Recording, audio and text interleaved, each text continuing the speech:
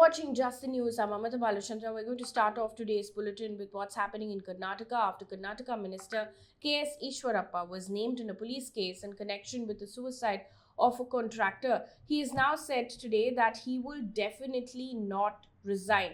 Now, 37-year-old Santosh Patil was found dead on Tuesday morning at a lodge in Udupi. In messages to his friends and others, he had said that the minister was to be blamed for his death. Now, in his note, he has named State Minister K.S. Ishwarappa and accused him of demanding commission for road construction. To this, there was a comment that came in from the minister himself, who said, who questioned, in fact, how a WhatsApp message could be treated as a death note, and said that it could be typed by anybody. Now, the FIR filed on a complaint by Santosh Patil's brother accused the minister of driving him to suicide and labels him as accused number one. Now, this morning, Chief Minister Basavaraj Bommai has said that he would discuss the case one-on-one with Mr. Ishwarappa first. A Congress delegation is now calling for Mr. Ishwarappa's ouster from the cabinet. Trigger warning for people who are watching right now. The next piece of information is extremely disturbing. It comes in from West Bengal. The Calcutta High Court on Tuesday ordered a CBI inquiry into the alleged gang rape and murder of a 14-year-old in West Bengal's Nadia district. The 14-year-old was allegedly gang raped at a birthday party organized by Brajagopal Gwala, the son of a local TMC leader. In a police complaint lodged on the 10th of April, the family has said that the girl started to bleed profusely after the party and died a day later, which is on the 5th of April. Now, 2 people, including Rajagopal, have been arrested so far. In the meantime, the NCW has yesterday hit out at West Bengal Chief Minister Mamata Banerjee over her recent statement on this particular case. Now, Mamata Banerjee has said, and I quote, "The police are yet to understand the cause of the death. I have asked them, will you call it rape or was she pregnant? Was it the fallout of a love affair? Have you inquired about these? This is an unfortunate incident," end quote. Now, a 2-member team of NCPCR will also visit the family of the minor girl. Moving on now, Bombay High Court has today dismissed pleas filed by Elga Parishad accused Varavara Rao, who had sought for permanent medical bail. However, the Bombay High Court, while dismissing that plea, has extended the interim bail granted to Rao by 3 months to undergo cataract surgery. Now, Mr. Rao had sought permission to shift to Hyderabad, citing ill health and high expenses as well in Mumbai.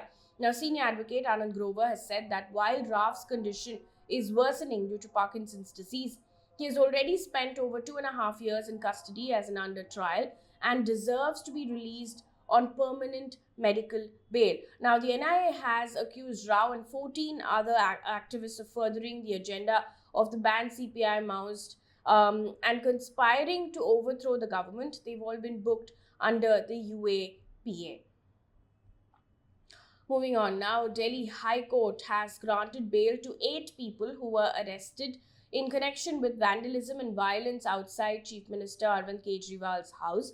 On March 30th, to give you a background, protesters led by BJP Yuva Morcha National President and MP Tejasvi Surya were protesting outside Mr. Kejriwal's house for his remarks against the movie The Kashmir Files. Now, Tejasvi Surya was later detained but released. The others were arrested on the 31st of March. Now, the University Grants Commission has announced that students can pursue 2 full-time academic programs in physical mode simultaneously. Now, earlier it was not possible and students could only pursue 1 full-time degree along with online or short-term or diploma courses. According to the new rules, students can now pursue 2 master programs, 2 bachelor's programs, or can either choose a combination of a diploma program and an undergraduate degree simultaneously. Now, the only condition here is that the class timing for both the programs should not clash. Also, PhD and MPhil are not included in this. Meanwhile, India has started its Quad vaccine initiative. Under this, the Indian ambassador to Cambodia, along with representatives from the embassies of Australia, Japan, and the US to Cambodia, jointly handed over a consignment of 3.25 lakh doses of Covishield vaccines to the Prime Minister of Cambodia. Now, according to MEA, India is set to donate 5 lakh doses of COVID vaccines to the Indo-Pacific under the Quad Vaccine Initiative. In an update now, in the Haridwar hate speech case, the Supreme Court has sought a status report from the Uttarakhand government on the FIRs registered in connection with the dharam sansad that took place in Haridwar. Now, the hate speeches were delivered at this dharam sansad in a matter of two events that were held between 17th and 19th of December 2021 in Haridwar and Delhi. Now, these are fresh petitions that have been filed by a Delhi resident and a senior advocate who have alleged that the authorities in Delhi and Uttarakhand have shown laxity in dealing with this case. Yati Narsinghanand is one of the main accused in this case. He's out on bail, but there are other controversial remarks after he was out on bail that's been made by him as well. An update on the Jharkhand ropeway accident. 3 people have died in this one accident. Extremely tragic news coming in from Jharkhand, where 12 people were also injured. The Disaster Management Minister, Bana Gupta, has admitted today that there have been some lapses with regards to this accident, which claimed 3 lives. This comes after BJP MP Deepak Prakash has blamed the Jharkhand government for the Deoghar cable car mishap. Now, Bana Gupta has assured that stringent action, however, will be taken after the investigation of the incident. The Chief Minister of Jharkhand has also ordered a high-level probe. Meanwhile, the CBI have taken over 5 cases against former Mumbai Police Commissioner Parambir Singh from the Maharashtra Police. Mr. Singh has been accused in an extortion case. Also in the news, BJP Yuva Morcha National President and MP Tejasvi Surya was detained along with other BJP leaders when he was on his way to Rajasthan's Karauli. Now, there's section 144 in Karauli till the 9th of May, and this after communal clashes broke out in Karauli on the 2nd of April after stones were pelted at a motorcycle rally.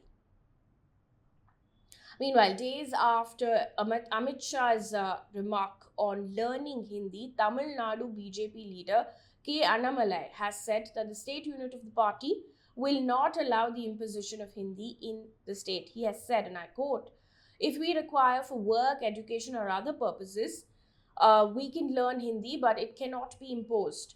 None of us here, including me, speaks Hindi. There is no situation there as such that we have to learn a language to prove that we are Indians," end quote. Now, Home Minister Amit Shah had said that Hindi should be accepted as an alternative to English and not to local languages. This was a clarification that had come in from the Home Minister.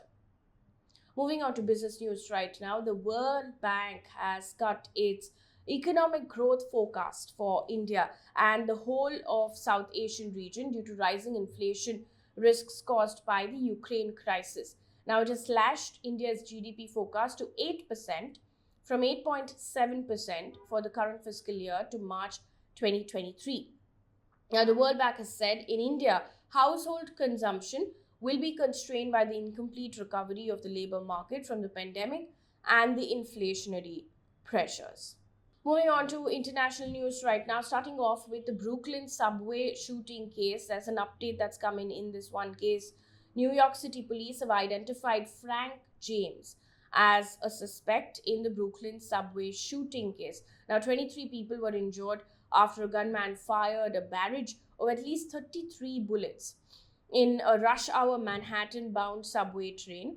Now, 10 people were hit directly by gunfire, including 5 who were then hospitalized. This shooter is still at large. Authorities have now offered rewards totaling $50,000 for information leading to the arrest of the gunman. On to Sri Lanka's economic crisis right now. According to Reuters, which has quoted sources, India is willing to provide another $2 billion in financial assistance to Sri Lanka India is keen to reduce China's influence in Sri Lanka through financial humanitarian support. And this is what the Reuters report says. Meanwhile, Sri Lanka has urged its citizens living abroad to donate money amid the economic crisis. Sri Lanka's Prime Minister Mahinda Rajapaksa has also said that he's ready to speak with those who've been protesting against the government. In fact, in a statement that he had made on Tuesday, he said and asked people to maintain calm, to not protest, and that his government was working round the clock. Over the last couple of days, we've seen protests in Sri Lanka over the shortage of fuel. There have been power cuts, long power cuts. In fact, 13-hour long power cuts is what we heard of. And it's been reeling under severe economic crisis. It's worst since its independence. To know really why the economic crisis happened, there's a video that we have put out. Do take a look at it and give us feedback, and also tell us what other whole stories you need, and we will work on that as well. Moving on now, it's day 49 of Russia's invasion in Ukraine. Russia has claimed that 1,026 Ukrainian soldiers have surrendered in the port city of Mariupol. Now, Mariupol is a strategic city for Russia, and so far it's one of the worst affected cities as well in Ukraine. A top advisor, however, to Ukrainian President Zelensky has said that the city is still standing and the Marines have joined another battalion. The mayor of Mariupol has said that over 21,000 civilians have been killed in the southern city and 1 lakh are still awaiting evacuation. In the meantime, Russia's Kremlin has said that it categorically disagrees with US President Joe Biden's description of Russian invasion of Ukraine as genocide. One piece of good news before we wrap things up here on this bulletin. This comes in from Thiruvananthapuram. The Thiruvananthapuram District Panchayat has, for the third time, won the Deen Dayal Upadhyay National Award for the best performance in the Best District Panchayat category. Now, the District Panchayat has also bagged the state government Swaraj Trophy for the best performer 4 times. That brings us to the end of this bulletin. Thank you so much for watching. Good night.